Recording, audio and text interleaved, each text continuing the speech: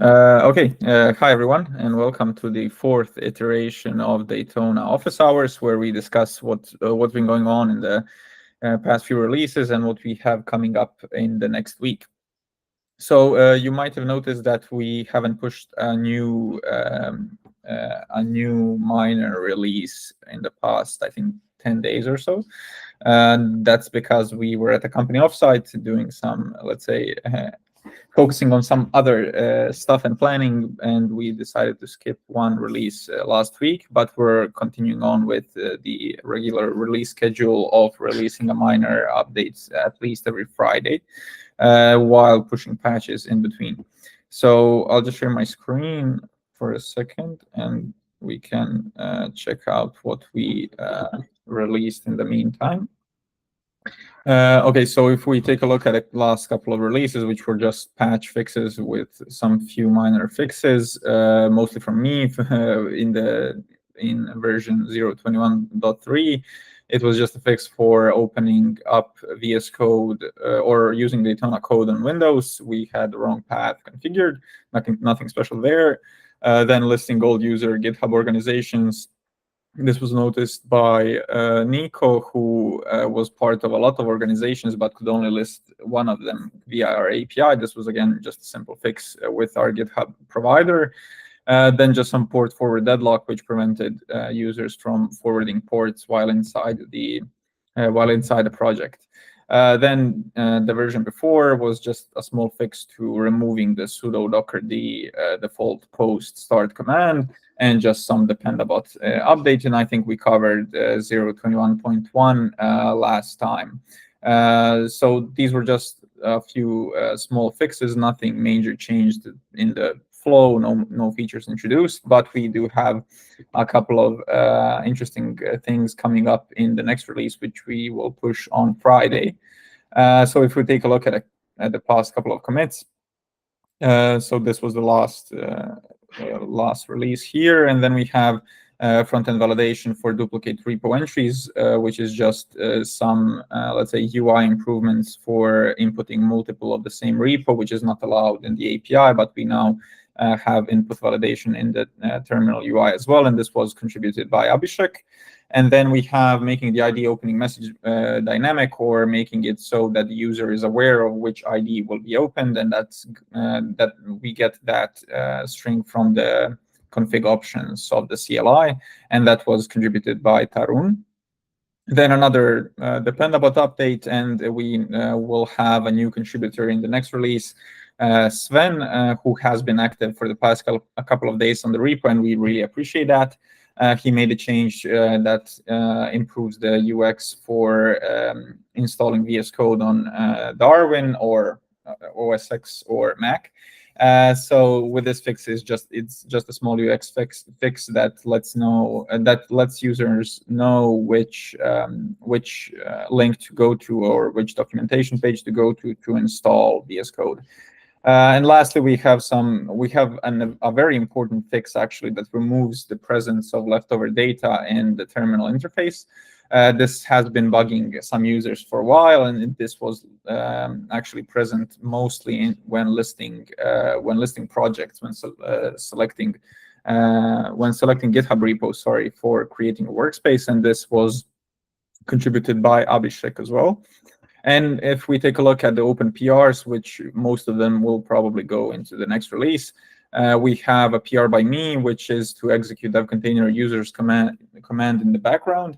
This means that currently we have, when you run a devcontainer with post create or post start commands or post attach commands, all of them are executed as part of the creation process.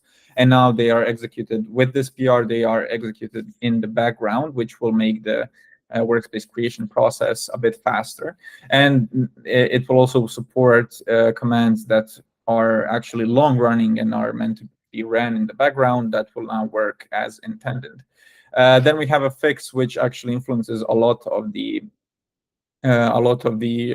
let's say logic in the repo. Not a lot, but it's a significant update. It's removing the custom post commands. This is post start and post create command, which we introduced as a way for users to configure projects even further and maybe allow them to run some custom commands in the process. But we decided that since users have the option to use configuration standards such as devcontainer, this might be obsolete, and we decided to remove that.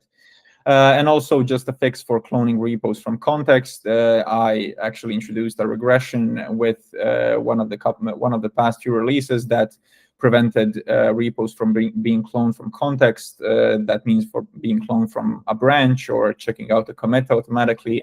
And now that should be fixed just fine, and it should work as before.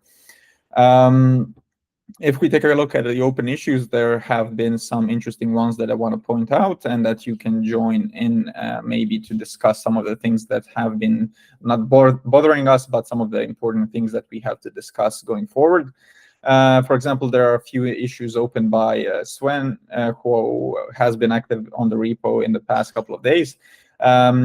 Most of them are some bugs that we have to sort out, but there are some, for example,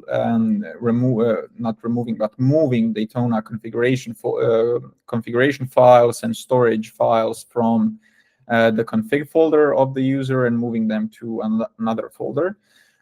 This is a discussion issue because we need to discuss where we want to put that that folder. Will it be at varlib Daytona or some other folder? That's to be discussed and decided.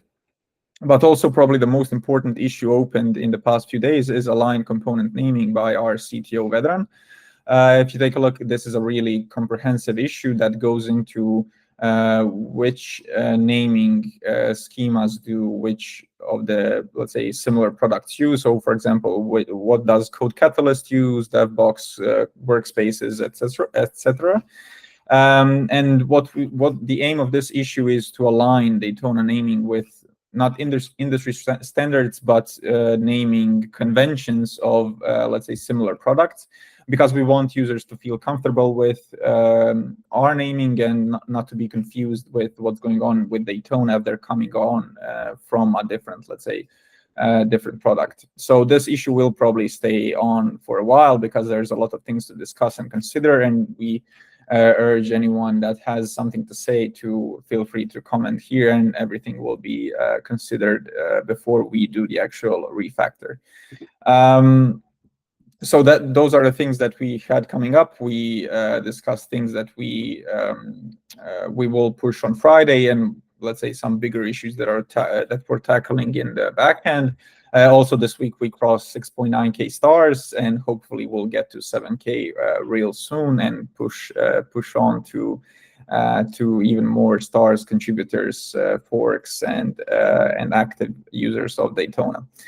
So thanks for being here. If anyone has any questions, feel free to ask them. If not, we can stop right here and continue on the discussion on Slack and on GitHub as usual.